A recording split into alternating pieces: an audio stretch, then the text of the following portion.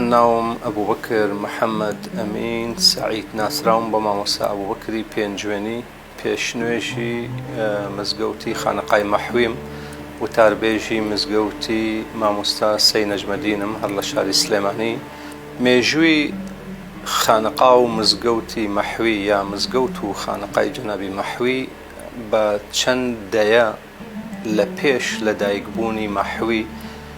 لە سەردەستی سلێمان پاشای بابانی سلێمانی بنیاتە نراوە لە ساڵی 1880 زاینی. ئەو کاتە جەنابی مامۆستا مەلا عوسمانی باڵخ کە ئەکاتە باوکی جەنابی مەحوی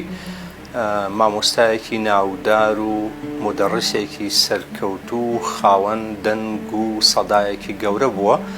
لە ناوچەی شارباژێر لە باڵخە. لەسەر خواستی بابانیەکان ئەم مزگەوتەی بۆ کراوەتەوە و هێنراوەتە سلێمانی و مزگەوتی خانقای مەحویش لە ڕووی مێژوویەوە ئەچێتە چوارچێوەی زنجیرەی دەیەکەم مزگەوتی شاری سلێمانی. کاتێک کە جەنابی مەحوی ئیجازە وەرەگرێ هەر لە ناوچەی مکوریان مامۆستاکەی زۆر پێداگرێ بێ کە لەوێ بمێنێتەوە و مزگەوت و مەدرسە بخاتە ئیختیاریەوە و هەروەها لە بەغدادیش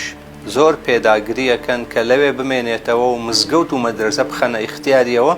بەڵام جەنابی مەحوی تەفزیلی ئەوە ئەدات کە بگەڕێتەوە سلێمانی چونکە وتوێتی کە جەنابی باوکم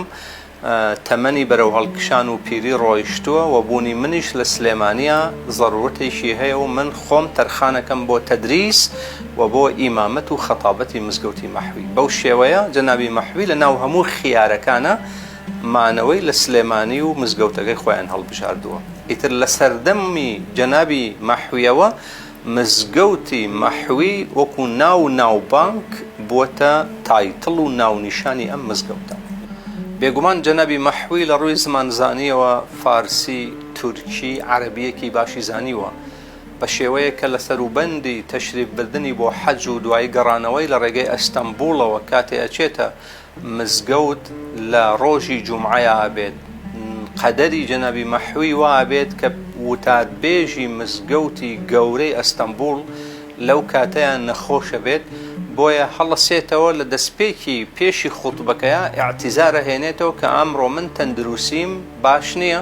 ناتوانم وتاری جومعە بخوێنمەوە. یەکێک لە مامۆستایانی بەڕێز هەڵسێ بۆ خوێندنەوەی وتار و لەگەڵ ئەوەی کە دەیان مامۆستا بگرە سەدان مامۆستای گەورەش لەوێ حوزوریان هەبووە بەڵام کەسیان دەست پێشخەری ناکەن. جەنابی مەحوی ئەگەر چی میوان بووە، ئەگەر چی ماندووی سەفەری ڕێگای دووری حەج بووە، ئەگەر چی غەریبە بووە، بەڵام کە زانیوێتی کەس هەڵناسێت جورئەتێکی بەخۆی داوە و چۆتە پێشە و خوتبەیەکی جوانی خوێندوێتەوە بە شێوەیە کە سەرنجی جەنابی سوڵتانی عوسمانیەکان سوڵتان عەبدولحەمیدی بۆ خۆی ڕاکێشاوە. بۆیە هەر لە دوای تەواوبوونی ڕێوڕەسمی نوێژی جومعە سوڵتان داواکە کە ئەو مامۆستایە بکەنە میوانی کۆشکی سەڵتەنەتی عوسمانی. کاتێ پێشوازی لەیەکا جەنابی سوڵتان تێگا کە ئەمە مەحویە و مەلا محەممەدی مەحویە لە شاری سلێمانیەوە بۆ سەفەری حەج ڕۆیشتەوە و دوای گەڕاوەتەوە بە قەدەر ڕێکەوتۆتە ئێرە و جەنابی سوڵتان خەبەری ئەبێت لە دەنگ و باس و هەواڵی مەحوی لە سلێمانی وەکو زانایەکی بەناوبانگ. بۆیە لە سەروبەندی گفتوگۆ و قسەی زۆریان کە لە نێوانە گوزەراوە پێداگرە لەوەی کە جەنابی مەحوی بمێنێتەوە لە ئەستەمبوڵ و پۆستێکی قەزایی وەربگرێ و تەدریس لە هەر مزگەوتێ بکە ڕەزامەند بن ئەوان و هەر مزگەوتێ پێی خۆشە بۆ ئیمامەت و خەتابەتیش بیدەنێ. بەڵام جارێکی دیکە جەنابی مەحوی هەر سلێمانی اختیارەکاتەوە و پێداگرە لەسەرەوەی بگەڕێتەوە. بەڵام لە سەروبەندی گەڕانەوەیە سوڵتانی عوسمانیەکان بڕیارەدات کە سەر لە نوێ مزگەوت و خانقای مەحوی هەم دروست بکرێتەوە هەم نۆژەن و فراوانیش بکرێت لە ڕاستیە. بۆیە یەکەم قۆناغ دوای دروستکردن عەبدولحەمیدی دووهەمی سوڵتانی عوسمانیەکان بڕیاری نۆژەنکردنەوە و سەر لە نوێ دروستکردنەوەی مزگەوت و خانقای مەحوی داوە. جەنابی مەحوی و کوڕەکانی و باوکی بە هەمان شێوە ڕۆڵێکی گەورەیان هەبووە لە پاڵ تەدریسی علومی شەرعی بە هەموو زانستەکانی وەکو فقه و تەفسیر و ئوسوڵ و علمی فەرائض و هەروەها علومی ئالە نەحو و سەرف و بەلاغە و مەنطق و فەلەکیات بە شێوەیەکی گشتی ڕۆڵی ئەویان هەبووە کە لە پاڵ هەموو ئەم زانستە بنەڕەتیە شەرعیانەیە لە پاڵ ئەوەشە زمانەکانی وەکو تورکی وەکو فارسی لە ڕێگەی گولستان و بوستانەوە بخوێنن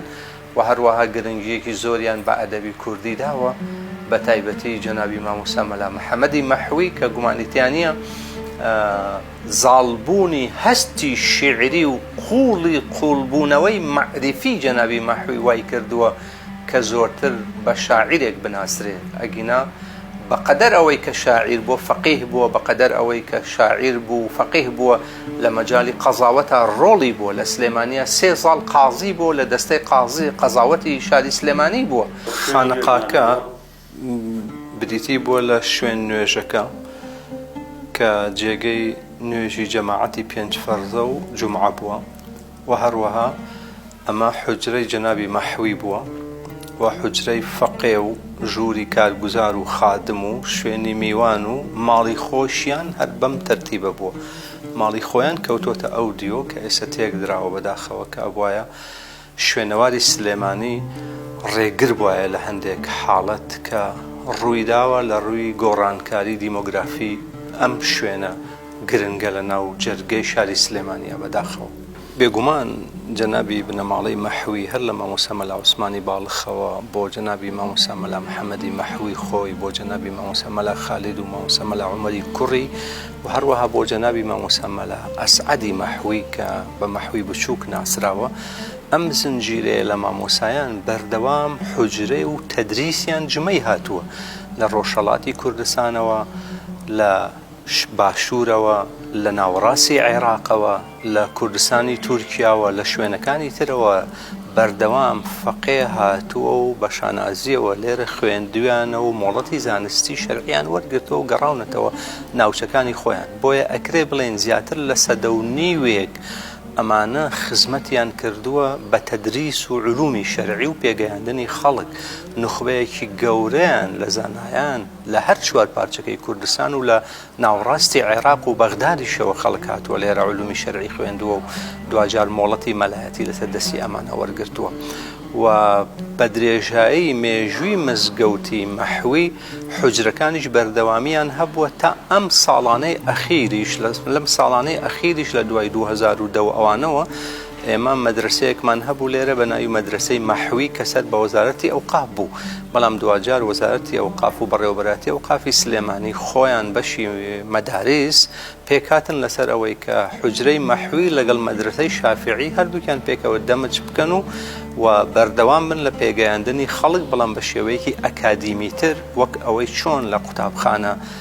ڕسمیەکان ئاکرێ سەد بە وەزارەتی پەروەردە. ئەمە مەزاری جەنابی مەحووی خۆیەتی لەگەڵ هەردوو کوڕەکەی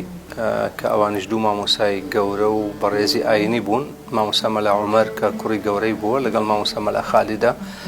لە ڕاست و چەپی جەنابی مەحوویەوە نێشراون بەڵام لە کاتی سەروبەندی وەفاتی جەنابی مامۆستا مەلا ئەسعەدا ئەو وەسێتی کردووە کە لێرە نەنێژرێ بۆی ئەمێن نەبێتە عورفی کوڕا و کوڕی ئەم بەناماڵەیە ئەو داوای کردو کە لە سەیوان بنێژرێ لەبەرەوە ئەو لە سەیوان نێژراوە. ئەم